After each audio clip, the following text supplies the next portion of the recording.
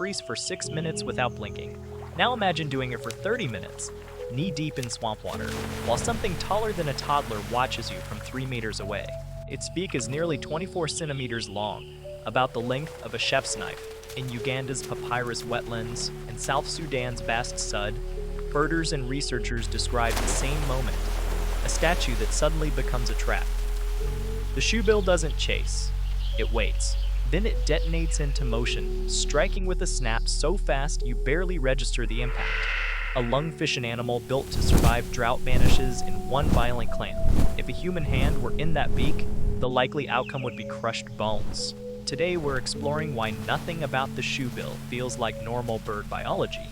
The unnerving stillness, the prehistoric silhouette, the strange machine gun bill clatter, and the hunting tactics that look more like a reptile's ambush than a heron's patience. It can stand motionless in heat that would drain you in minutes, over water so stagnant it seems almost airless. But the real mystery isn't what the shoebill can kill. It's why evolution produced a bird that behaves like this. And what does that say about how predators are made? It begins with the bill. The shoebill's beak measures up to 24 centimeters long, roughly the length of a large kitchen knife, and nearly 10 centimeters wide at its broadest point, about the width of a clenched human fist. It is not delicate. It is not tapered like a heron's spear. It is thick, heavy, and hooked at the tip, built more like a clamp than a precision needle. When it snaps shut, it doesn't pierce, it crushes. High-speed footage reveals that the strike can unfold in a fraction of a second. The shoebill stands immobile for minutes at a time, neck compressed, eyes fixed downward. Then the entire body becomes a spring.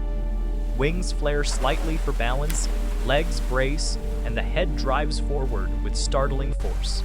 The hooked tip of the bill prevents escape. The width of the upper mandible traps prey against the lower, like a vise.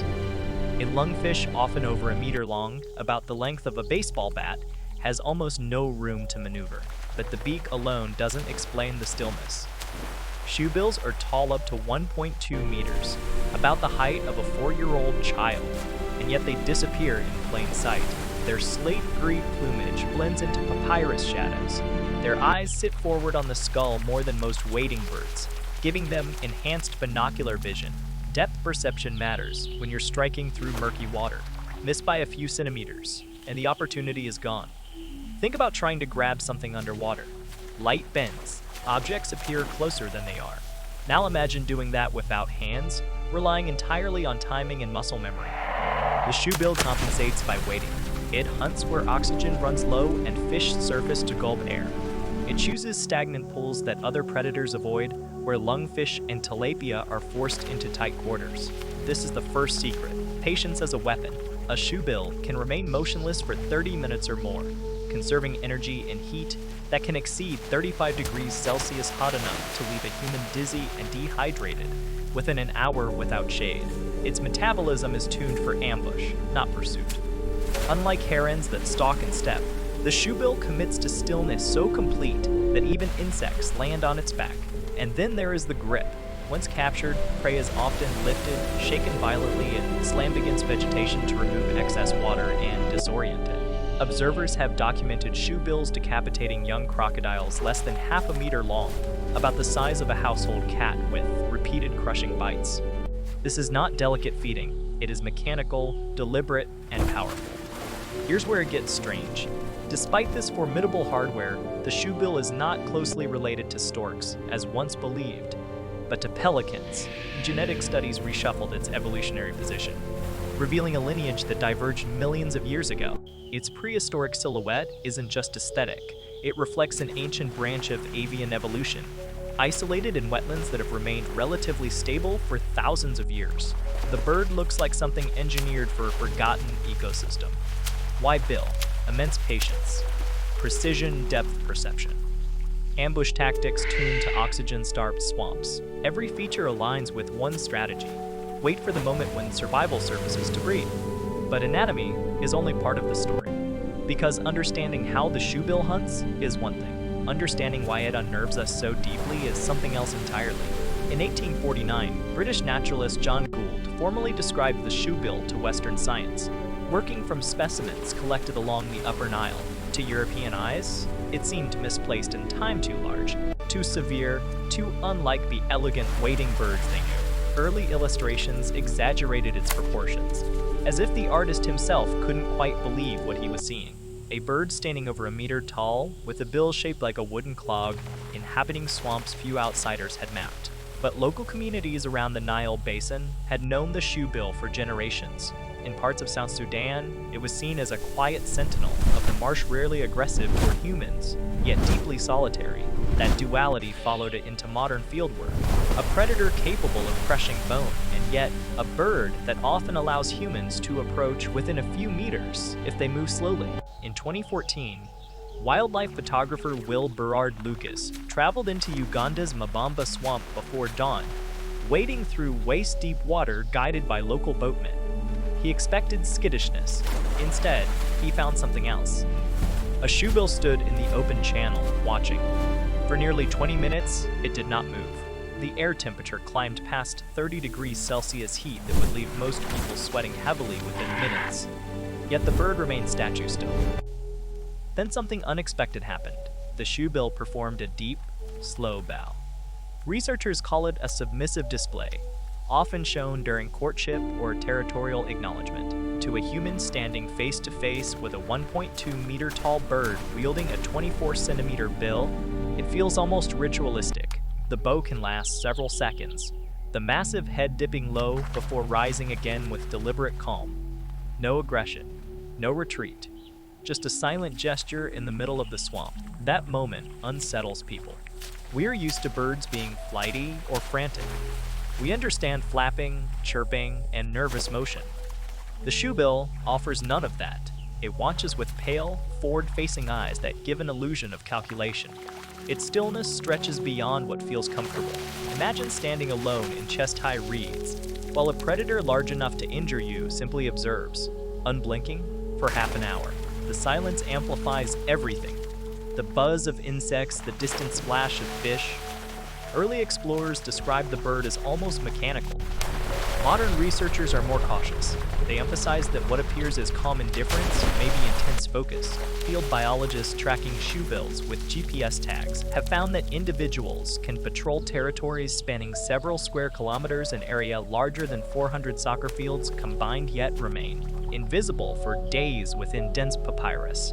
And there is the sound. During nesting season, shoebills produce a rapid bill-clattering display, a sharp, hollow knocking that echoes across the wetlands. At close range, it resembles the burst of a machine gun. The noise carries over water and still air, bouncing off reed walls. For early naturalists, hearing it without context, the effect was jarring, an industrial rhythm in a landscape otherwise dominated by wind and insects. But perhaps the most human moment comes from conservationists who have worked with orphan chicks. Shoebill parents typically lay 2 eggs, yet only one chick usually survives. The stronger sibling often outcompetes the weaker, a harsh strategy in an environment where food fluctuates. Rescuers who step in to save abandoned chicks describe feeding sessions that require thick gloves. Even at a young age, the beak is powerful, exploratory, and unrefined. It does not know restraint. This is where the myth of the living dinosaur tends to surface in popular culture. The comparison is poetic, but imprecise. Shoebills are not relics frozen from the Cretaceous. They are modern birds, shaped by millions of years of selective pressure in African wetlands. What feels ancient about them is not their age, but their specialization, and that specialization creates distance. We connect easily with animals whose behavior mirrors ours, playful primates, social dolphins, expressive dogs. The shoebill offers little emotional feedback. It does not vocalize melodically. It does not react dramatically. It exists on its own terms, within an ecosystem that most humans rarely enter. Yet that very detachment draws us closer, because the more time researchers spent in the marsh, the more they realize the shoebill is not simply a solitary hunter. Patterns are emerging, subtle behaviors, territorial rituals, parental decisions that hint at complexity beneath the stillness. And that complexity begins in the water itself. The wetlands decide everything. Shoebills do not live just anywhere. They are confined to vast, oxygen-poor swamps like the Sudd in South Sudan and the marshes around Lake Victoria ecosystems. so dense and waterlogged that satellite images often struggle to define their boundaries. The Sudd alone can expand to more than 30,000 square kilometers during peak flooding, an area roughly the size of Belgium. Within that floating labyrinth of papyrus and stagnant channels, the shoebill has carved out a narrow ecological niche. Its preferred hunting grounds are shallow pools choked with vegetation, where dissolved oxygen levels drop so low that many fish suffocate. Lungfish, however, survive by gulping air. Tilapia and catfish cluster in shrinking pockets of water during dry seasons. The shoebill positions itself at these bottlenecks. It doesn't roam widely like a stork scanning open floodplains.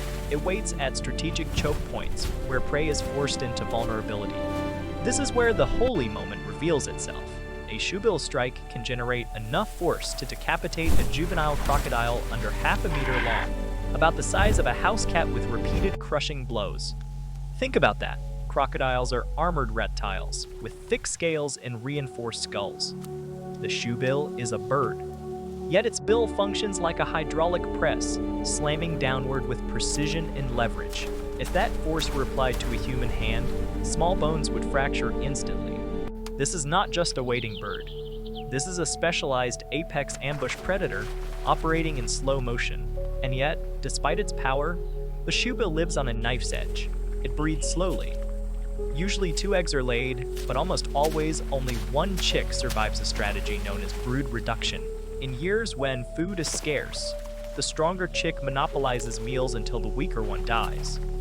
It's brutal efficiency, the kind shaped by unstable environments. Raising 2 large chicks in oxygen-poor wetlands would demand more fish than the swamp can reliably provide. Even the surviving chick faces challenges. Nests are built on floating vegetation platforms, sometimes only a few centimeters above water level. A sudden flood pulse can drown eggs.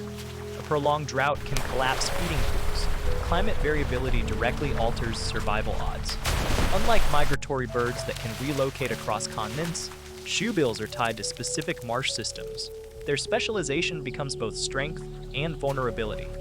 But that's not the strangest part. Shoebills are famously solitary, yet studies suggest they maintain loose territorial spacing, with individuals aware of neighbors through visual displays and bill-clattering. They rarely fight outright. Instead, space is negotiated through posture and presence. A slow bow, a clatter of the bill, a silent acknowledgement across reeds. Its communication stripped of flourish, efficient, and restraint. We still don't know how long shoebills live in the wild. Estimates suggest 35 years or more in captivity, comparable to large parrots. In remote swamps where individuals vanish into vegetation for weeks, tracking lifespan becomes guesswork. We have never witnessed an entire lifetime unfold in natural conditions, from hatchling to death. The marsh keeps those records to itself. Imagine that opening moment again. The unblinking stare, the oppressive heat, the sense that you are being measured. Now consider the scale behind it.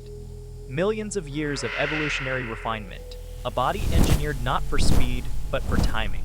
A beak shaped by prey that breathe air in dying water. A life synchronized to flood pulses and drought cycles we barely understand. The shoebill stands in silence, as it has for generations, in wetlands that expand and contract like lungs. We have mapped its genes, tagged its movements, and measured its strike, but we have never fully entered its world. Somewhere in the Sudd tonight, a shoebill is standing over still water, waiting for a single ripple. And when that ripple comes, the swamp will go silent again.